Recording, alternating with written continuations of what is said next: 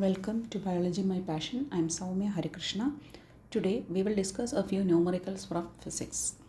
Under what condition in an arrangement of two plane mirrors, the incident ray and reflected ray will always be parallel to each other, whatever the angle of incidence? Show the same with the help of a diagram.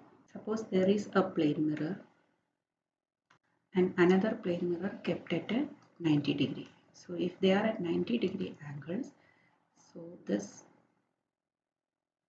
will reflect. Incident ray and reflected ray will be parallel to each other.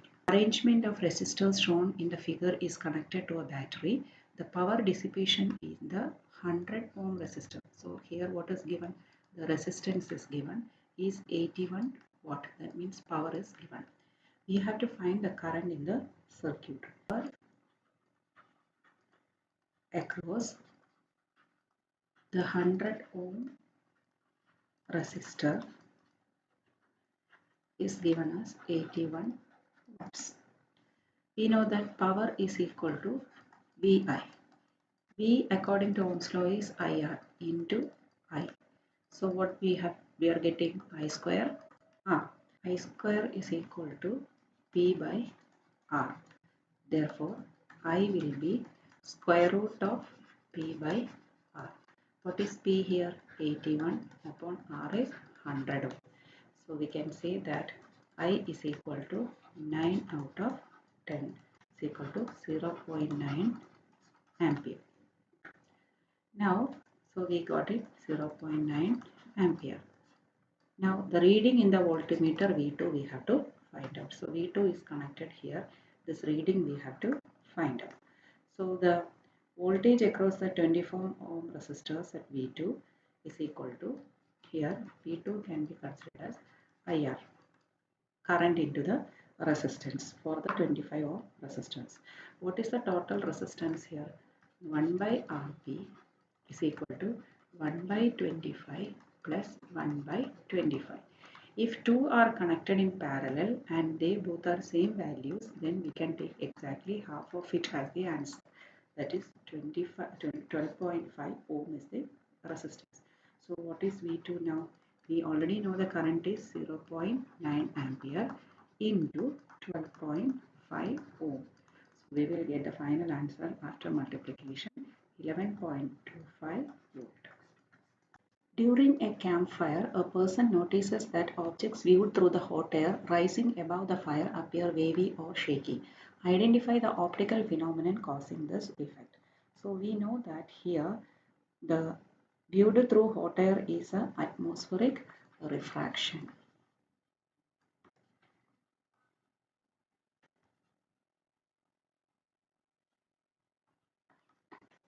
Second one, explain how the hot air's properties lead to this observation. We know that when there is a case of fire, the air here just above the fire is becoming hot. This hotter air is optically rarer. But further up there is cold air. This colder air is optically denser. So when we see objects by the light coming from them through hot and cold air layers having different refractive indices or optical densities, their refraction of light takes place randomly, due to which the objects appear to move slightly. Because we know that explain how the hot air's property lead to this observation and how is this phenomenon related to twinkling of stars. We know that the wavy appearance of objects viewed through hot air above a campfire and twinkling of stars are both caused by the same phenomenon, that is atmospheric refraction. In both scenarios, light bends as it passes through air of different densities because the physical condition of the atmosphere keeps changing here, and the continuous movement of these air pockets causes the light to shift and distort the image. Take Joule's law of heating effect. We know that Joule's law of heating is H is equal to I square RT. That means Joule's law of heating states that the heat generated in a conductor is directly proportional to the square of the current and the resistance R of the conductor and the time for which the current flows. So this relationship is mathematically H is equal to I square RT. Now an electric iron is rated 220 volts. So V is given 2 kilowatts. So power is given. If the iron is used for 3 hours daily, that means time is given. Find the cost of running it for 1 week if it costs 4.25 per kilowatt hour. So in this question, we have power, that is 2 kilowatt, voltage 220 volt, and time 3 hours daily for 1 week. So 21 hours total. And the amount given is 4.25 per kilowatt hour. So here what are we supposed to find? The cost of energy. Energy is power into time. So what is power? 2 kilowatt into time is 21. So we get 42 kilowatt hour. And how many per kilowatt hour? 4.25. So we can find out 42 into 4.25. So the total amount will be 178.50 rupees. A copper wire has length 2 meter. So L is given, cross-sectional area 0.5 millimeter square, and a copper wire has a length 2 meter, cross-sectional area 0.5 millimeter square, and resistivity is also given. Rho is equal to 1.7 into 10 raised to minus 8 ohm meter.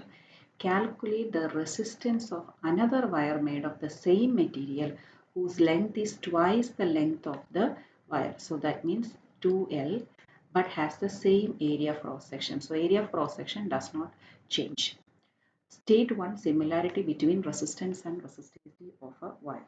We can say that the initial length of the wire L is equal to 2 meters. Area of cross section is equal to 0.5 millimeter square. So we have to convert it into the SI unit. So 0.5 into 10 raised to minus 6 meter square. Then resistivity is given 1.7 into 10 to the power of minus 8 ohm meter. Let's find out the resistance. So the resistance is equal to rho into L upon A. That is 1.7 into 10 raised to minus 8 into length is 2 upon 0.5 into 10 raised to minus 6. When this minus 6 goes up, it will become 1.7 into 10 raised to minus 2, because this minus 6 will become plus 6 here, and this minus 2 it becomes under 2 by 0.5. 3.4 into 10 raised to minus 2 upon 0.5. It is 34 by 5 into 10 raised to minus 2, 0.068 ohm. That is the first resistance. Case 2, length becomes 2L, that is 4 meter. Area remains the same, that is 0.5 into 10 raised to minus 2 minus 8 minus 6 meter square. So again R is equal to rho into L upon A. Rho will not change. So what is rho? 1.7 into 10 raised to minus 8 ohm meter into 4 meter upon 0.5 into 10 raised to minus 6. We know that R dash, that is the new one, by R is equal to rho into 2L upon A upon rho into L upon A. So these two will cancel, these two will cancel. So the new resistance will be double that of the old one. So easily you can calculate 0.068 into 2. That is 0.136 ohm. The diagram shows the lengthwise section of a current carrying solenoid. This into mark indicates current entering into the page. So here the current is entering into the page and dot indicates the current emerging out of the page. Decide which end of the solenoid A or B will behave as the north pole. Give a reason. So when you look from here, you can see that it is like this. It's going inside and here it is coming out. So it's a kind of clockwise. So remember this. This is clockwise, so south, whereas this is anti-clockwise, north. So here, since it is clockwise, B is considered as the south pole.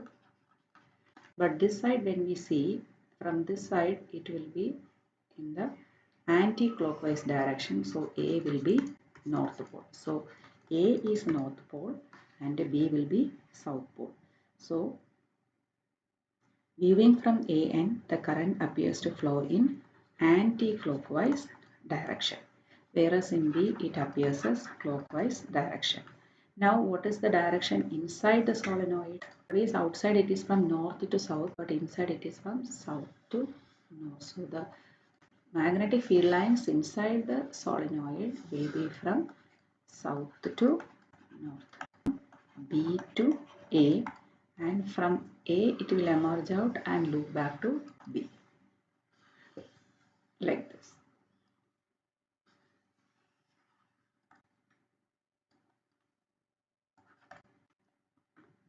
There is a DSLR camera. The above image is that of a digital single lens reflector camera, that is DSLR, which is used to take high resolution photographs by professional photographers. The second image of the above two is a schematic diagram of how an image is formed on the sensor of the camera. Based on your understanding of the lenses, answer the following questions. What type of lens is used in the DSLR camera shown in the image? So we know that here it's a lens forming inverted image, so it is convex lens. So you can see the image is inverted here. Only convex lens can produce an image which is inverted. A convex lens is used, which is otherwise called a converging lens, and positive focal length, because we know that convex means positive. Now, what type of image is formed in the sensor? Image is inverted, so it is real and inverted, and we also saw that it is diminished than the actual object height. A photographer is using the DSLR camera with a lens of focal length 50 millimeter. So f is equal to 50 millimeter. To take a close-up photograph of a small object, the lens projects an image onto the camera sensor that is located 60 millimeter behind the lens. So V is equal to 60 millimeter. Calculate the object distance U. So 1 by F is equal to 1 by V minus 1 by U. Now we know V1 1 by U. So it will become 1 by V minus 1 by F. So what is 1 by V? 1 by 60 minus 1 by 50. So the LCM 3000, if you take, it is 50 minus 60. So 10 upon 3000. So 1 by 300. So U is equal to minus 300, because it's minus here, minus 300. Even otherwise U should always be minus millimeter. So the negative sign indicates that object is located 300 meter in front of the lens. So the object distance is U is equal to minus 300 millimeter.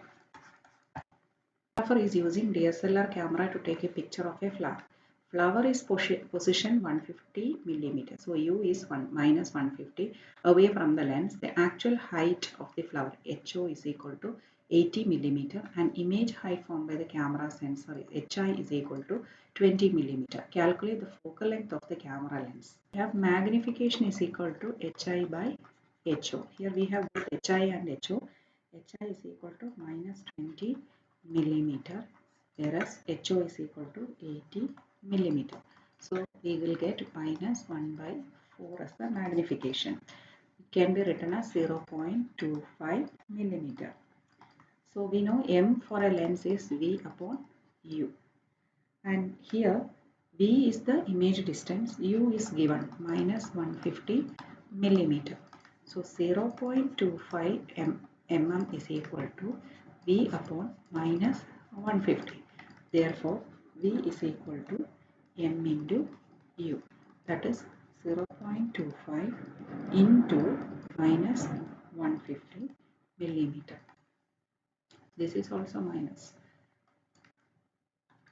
So we will get, what's the answer? 37.5 millimeter will be the answer. Now focal length we have to find out. 1 by F is equal to 1 by V minus 1 by U.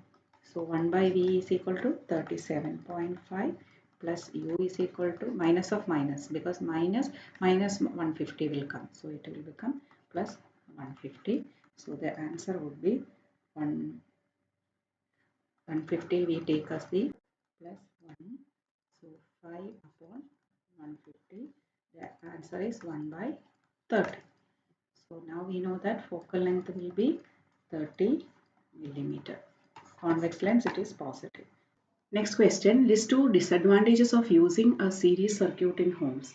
So we know that the overall resistance increases and current from the power supply will be low. And also, if one appliance stops working, then maybe due to some defect, all other appliances also will stop working. Now we have to find the effective resistance in this. So here we know that these two, suppose if I take this R1, this is R2, we can see that R1 and R2 are in series. So R1, suppose if I take as 4 ohm, R2 6 ohm. These two are in parallel. So here RS is equal to 4 plus 6, 10 ohm. Then this can be taken as R3, this R4 and R5. So R3 15 ohm, R4 3 ohm, R5 3 ohm. So RS again here, these two are in R4 and R5 are in series. So 3 plus 3, 6 ohms. Then total if you see, these three, that is R1 plus R2, R3, R4 plus R5 are in parallel. So 1 by Rp is equal to 1 by 10 plus 1 by 15 plus 1 by 6. So if it is 30, we know that 3 plus 2 plus 5. 10 by 30, 1 by 3. So the equivalent resistance will be 3 ohm. Bulb is rated 40 watts, that is power. 220 volt is a voltage. Find the current drawn when it is connected to 220 volt supply. Also find its resistance. If the given bulb is replaced by a bulb of rating 250 watt, that is another power, and the voltage remains the same, will there be any change in the value of current and resistance? Justify your answer and determine the change. So we can say at two different conditions. In case 1, power is equal to V into I. So I we have to find out. I is equal to P upon V. What is P? 40 watts and V is 220 volt. So the answer would be 0.18 ampere. Now resistance we have to find out. Resistance is V square by P. So how will I get that formula? P is equal to Vi. We need something with a resistance. So we know that V into I can be written as V by R. So it becomes V square by R. So P is equal to V square upon R. Therefore, we have to find out R will be P. So here V is 220 into 220 upon power is 40.